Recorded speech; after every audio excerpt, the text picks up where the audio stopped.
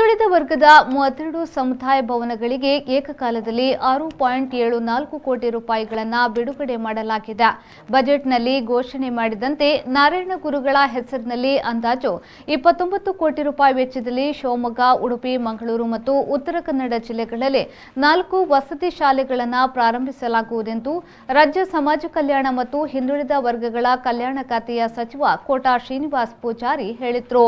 ಕುಂದಾಪುರದ ಪ್ರವಾಸಿ ಮಂದಿರದಲ್ಲಿ ಸಮಾಜ ಕಲ್ಯಾಣ, ಕಂದಾಯ ಹಾಗೂ ಇತರ ಅಧಿಕಾರಿಗಳ ಸಭೆಯ ಬಳಿಕ ಅವರು ಮಾಧ್ಯಮಗಳಿಗೆ ಮಾಹಿತಿಯನ್ನು ನೀಡಿದರು. ಈ ಬಾರಿಯ ಬಜೆಟ್ ಅಧಿವೇಶನ ಅತ್ಯಂತ ವ್ಯವಸ್ಥಿತವಾಗಿ ಹಾಗೂ ಆರೋಗ್ಯಕರವಾಗಿ ನಡೆದಿರುವುದು ಸಮಾಧಾನ ತಂದಿದೆ. ರಾಜ್ಯದ ಜನರ ಹಲವಷ್ಟು ಸಮಸ್ಯೆ, ಬೇಡಿಕೆ ಹಾಗೂ ಅಭಿವೃದ್ಧಿ ವಿಚಾರಗಳ ಕುರಿತು ಸಾಕಷ್ಟು ಚರ್ಚೆ ಹಾಗೂ ವಿಚಾರ ವಿನಿಮಯ ನಡೆದಿದೆ. ಈ ಕುರಿತು ಮುಖ್ಯಮಂತ್ರಿಗಳಿಗೆ ಅಭಿನಂದನೆಯನ್ನು ಸಲ್ಲಿಸುತ್ತೇನೆ. ಶಾಸಕ ಹಾಲಾಡಿ ಶ್ರೀನಿವಾಸ್ ಶೆಟ್ಟಿಯವರ ಪ್ರಸ್ತಾಪನೆಯ ಮೇರೆಗೆ ಒಂದು ಶಾಲೆಯನ್ನ ಕುಂದಾಪುರದ ವಿಧಾನಸಭಾ ಕ್ಷೇತ್ರ ವ್ಯಾಪ್ತಿಯಲ್ಲಿ ಮಾಡಬೇಕು ಎನ್ನುವ ಯೋಚನೆಯಿದೆ. ಕೋವಿಡ್-19 ಕಾರಣದಿಂದಾಗಿ ಸಮಾಜ ಕಲ್ಯಾಣ ಹಾಗೂ ಹಿಂದುಳಿದ ವರ್ಗಗಳ ಇಲಾಖೆಯಲ್ಲಿ ಕಳೆದೆರಡು ವರ್ಷಗಳಿಂದ ಸ್ಥಗಿತಗೊಂಡಿದ್ದ ಎಲ್ಲ ಜನಪರ ಯೋಜನೆ ಹಾಗೂ ಕಾರ್ಯಕ್ರಮಗಳನ್ನು ಪುನರಾರಂಭಿಸಲು ಮುಖ್ಯಮಂತ್ರಿಗಳು ಒಪ್ಪಿಗೆ ನೀಡಿರುವುದು ನಮಗೆ ಸಮಾಧಾನ ತಂದಿದೆ ಎಂದು ಸಚಿವರು ಹೇಳಿದರು. ಹೆಚ್ಚು ಕಡಿಮೆ 26 ದಿವಸಗಳು ನಿಗದಿತವಾಗಿರುವ ಬಜೆಟ್ ಅಧಿವೇಶನವನ್ನು ಮುಗಿಸಿ ಅತ್ಯಂತ ಯಶಸ್ವಿಯಾಗಿ ಈ ಬಾರಿ ನಮ್ಮ ಬಜೆಟ್ ಅಧಿವೇಶನ ನಡೆದಿದೆ.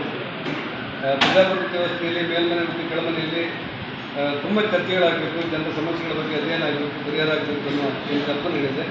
ಅದಕ್ಕೆ ಒತ್ತು ಕೊಡುವಂಥ ಅವಕಾಶಗಳಾಗಿ ವ್ಯವಸ್ಥಿತವಾಗಿ ಈ ಬಾರಿ ಸದನ ಪರಿಪೂರ್ಣ ವ್ಯವಸ್ಥೆಯಲ್ಲಿ ನಡೆದಿದೆ ಮತ್ತು ಪೂರ್ಣ ಪ್ರಮಾಣದ ಸಮಯ ಸದ್ವಿನಿಯೋಗ ಆಗಿದೆ ಅನ್ನೋ ವಿಚಾರದಲ್ಲಿ ನನಗೆ ಸ್ವಲ್ಪ ಸಮಾಧಾನ ಇದೆ.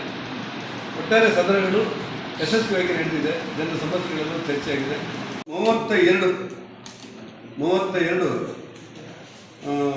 ಸಮುದಾಯ ಭವನಗಳಿಗೆ, ಅದು ಎಲ್ಲ ವರ್ಗದ ಹಿಂದುಳಿದ ವರ್ಗದ ಸಮುದಾಯ ಭವನಗಳಿಗೆ 6,74,13,000 ರೂಪಾಯಿನ ಇನ್ನು ಏಕಕಾಲದಲ್ಲಿ ನಾವು 32 ಸಮುದಾಯ ಭವನಗಳಿಗೆ ಬಿಡುಗಡೆ ಮಾಡ್ತೇವೆ.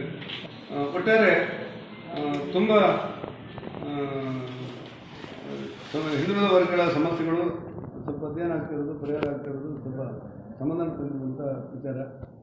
ನಮ್ಮ ಶಂಕರನಾರಾಯಣ ಮತ್ತು ಸಿದ್ದಾಪುರ 2 ವಸತಿ ಶಾಲೆಗಳಲ್ಲಿ ತುಂಬ ಸೂಕ್ಷ್ಮವಾಗಿರುವಂಥ ಸ್ಥಳಾವಕಾಶದ ಗೊಂದಲದಿಂದಾಗಿ ನಮ್ಮಲ್ಲ ಭಾಳ ವರ್ಷಗಳಿಂದ ನೆನೆಗುದಿ ಬಿದ್ದಿತ್ತು ಆ 2 ಶಾಲೆಗಳು. ಅವೆರಡೂ ಇವತ್ತು ಪೂರ್ಣ ಪ್ರಮಾಣದಲ್ಲಿ ಸಮಸ್ಯೆ ಪರಿಹಾರ ಆಗಿ ಒಂದು ವಾರದಲ್ಲಿ ಶಿಲಾನ್ಯಾಸ ಮಾಡುವಂಥ ಕಾರ್ಯಕ್ರಮಗಳು ಜರುಗುತ್ತೆ. ನಮ್ಮ ಕುಂದಾಪುರ ವಿಧಾನಸಭಾ ಕ್ಷೇತ್ರದಲ್ಲಿ ಸುಮಾರು 3 ವಸತಿ ಶಾಲೆಗಳನ್ನು ಅಧಿಕೃತವಾಗಿ ಆರಂಭ ಮಾಡುವಂಥ ಸ್ಥಿತಿಯಲ್ಲಿದ್ದಾರೆ. ಸದ್ಯದಲ್ಲೇ ನಾರಾಯಣ ಗುರುಗಳ ಹೆಸರಿನಲ್ಲಿ ಕರ್ನಾಟಕ ರಾಜ್ಯದಲ್ಲಿ 4 ವಸತಿ ಶಾಲೆಗಳನ್ನು ಮೊನ್ನೆ ನಮ್ಮ ಬಜೆಟ್ನಲ್ಲಿ ಘೋಷಿಸಲಾಗಿತ್ತು. ಒಂದು ಶಿವಮೊಗ್ಗ ಜಿಲ್ಲೆಗೆ, ಒಂದು ಉಡುಪಿ ಜಿಲ್ಲೆಗೆ, ಒಂದು ಮಂಗಳೂರು ಜಿಲ್ಲೆಗೆ, ಮತ್ತೊಂದು ಉತ್ತರ ಕನ್ನಡ ಜಿಲ್ಲೆಗೆ 4 ವಸತಿ ಶಾಲೆಗಳನ್ನು ಘೋಷಣೆ ಮಾಡಲಾಗಿತ್ತು. ಸುಮಾರು 29 ಕೋಟಿ ರೂಪಾಯಿ ವೆಚ್ಚಾಗುತ್ತೆ. ಅದರಲ್ಲಿ ಒಂದು ಶಾಲೆಯನ್ನು ಮೊನ್ನೆ ಹಾಲಾಡಿ ಶ್ರೀನಿವಾಸ ಶೆಟ್ಟರ ಪ್ರಸ್ತಾಪನೆ ಮೇರೆಗೆ ಕುಂದಾಪುರ ಕ್ಷೇತ್ರದಲ್ಲಿ ನಾವು ಮಂಜೂರು ಮಾಡಬೇಕು ಅಂತ ಯೋಚನೆ ಮಾಡಿದ್ದೇವೆ. ಸಮಾಜ ಕಲ್ಯಾಣ ಇಲಾಖೆಯಲ್ಲಿರುವಂಥ ಅನೇಕ ಬಡವರ ಜನಪರವಾದಂಥ ಯೋಜನೆಗಳು ಮತ್ತು ಹಿಂದುಳಿದ ವರ್ಗದ ಇಲಾಖೆಯಲ್ಲಿ 2 ವರ್ಷಗಳಿಂದ ನೆನೆಗುದಿಗೆ ಬಿದ್ದಿರುವಂಥ ಕೆಲವು ಕಾರ್ಯಕ್ರಮಗಳು, ಉದಾಹರಣೆಗೆ ಹೊಲಿಗೆ ತರಬೇತಿಗಳು.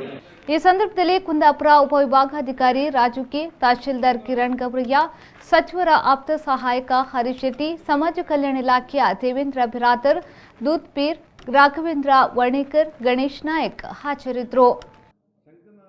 ಶ್ರೀಕಾಂತ್ ಹೆಮ್ಮಾಡಿ, ವಿ4 ನ್ಯೂಸ್, ಕುಂದಾಪುರ.